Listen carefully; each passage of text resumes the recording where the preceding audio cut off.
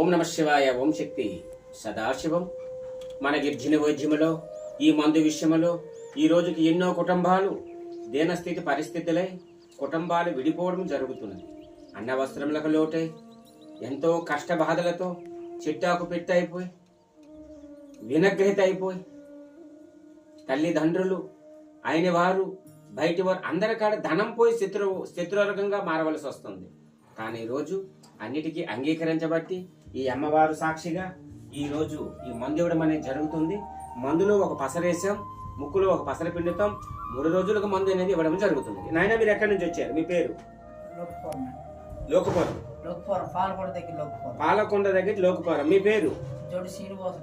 జడ్డు శ్రీనివాసరావు అనే వ్యక్తి పాలకొండ నుంచి వచ్చున్నాడు. విన్న వ్యక్తి 374వ వ్యక్తి. తానకి ఏం పేరు అన్నారండి?